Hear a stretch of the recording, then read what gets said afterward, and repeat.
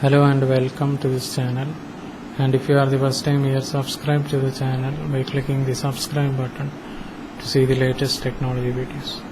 In this video we are discussing about Java server pages, JSP. So why use Java Beans in JSP page? So a JSP page can create and use any type of Java programming language object with a declaration or scriptlet, like shopping cart equal to cart and shopping cart session dot get attribute cart. And if the user has no cart, create a new one. And if cart equal to null, cart equal to new shopping cart and session dot set attribute cart. So a JSP page can create and use any type of Java programming language object within a declaration or scriptlet. And the scriptlet above creates the bookstore shopping cart and stores it as a session attribute. So why use Java Beans in JSP page? So JSP pages can use JSP elements to create and access the object that conforms to Java Beans conventions. JSP use bean ID equal to cart, class equal to cart dot shopping cart, scope equal to session, and create an instance of shopping cart. If none exists, stores it as an attribute of the session scope object and makes the bean available throughout the session by the identifier cart. For web page authors, using Java Beans syntax is a lot easier than writing Java code. And if the shopping cart object conforms to Java Beans conventions, JSP pages can use JSP elements to create and access the object. Now compare the two JSP codes. As you can tell, Java Beans based JSP code is a lot more simpler and easy to understand, would be easier to maintain. In other words, for web page authors, using Java Beans syntax is a lot easier than writing Java code. So why use Java Beans in JSP page? No need to learn Java programming language for page designers, and stronger separation between content and presentation, higher reusability of code, and simpler object sharing through built-in sharing mechanism, convenient matching between request parameters and object properties. First, a page authors do not have to know the Java programming language in order to use Java Beans in JSP page, because usage syntax of Java Beans is very simple, and because content generation or business logic is captured in the form of Java Beans component. It provides a stronger separation between content and presentation, and a single Java Bean can be in fact reusable in other JSP pages.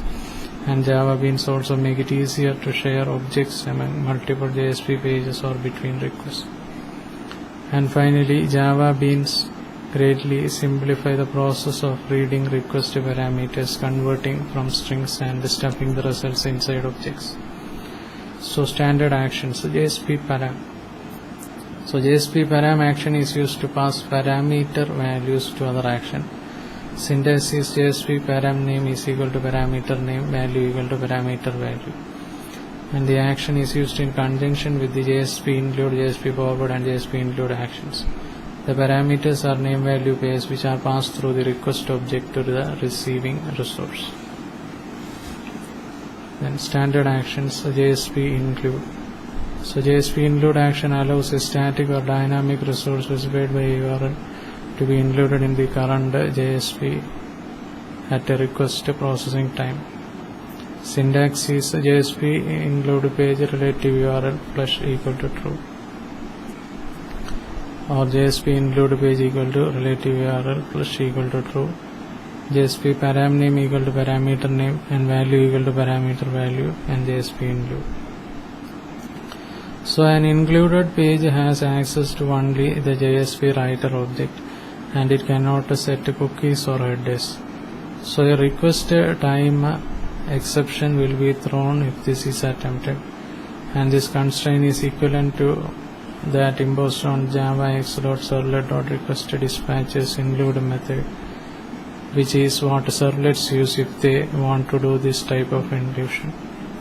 And there is an attribute called flush that determines whether the page buffer is flushed prior to the inclusion.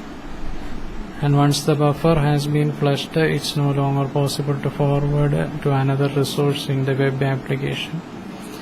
And prior to JSP version 1.2, flush is required and the mandatory value is true, and JSP version 1.2 and later default flush to false. and so flush can be optional.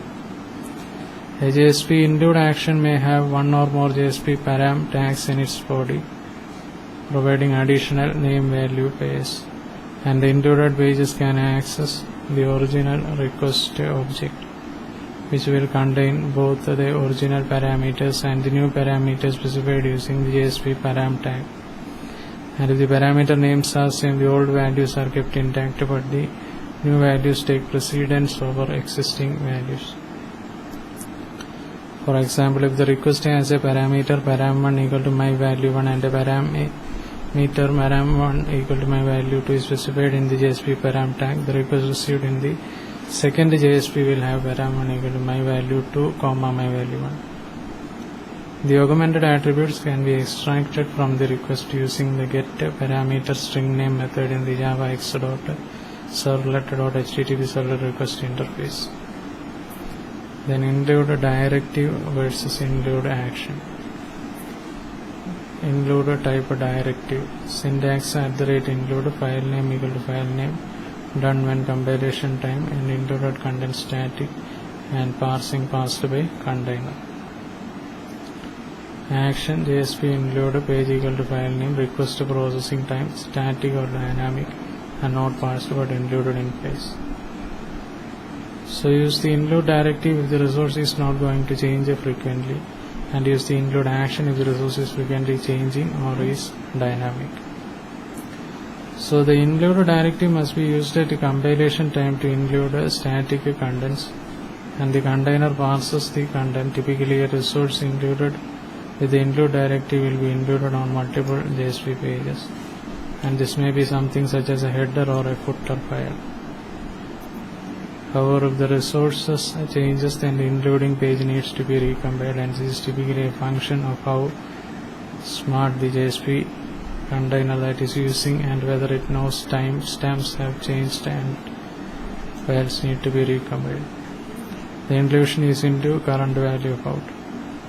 So when using the JSP include action, you can include both static and dynamic content at request time, and the content is in past but it's included into the inline to the JSP page. The resulting JSP is then translated. So this was a brief discussion on Java server pages, and we will be discussing more on Java in the upcoming videos.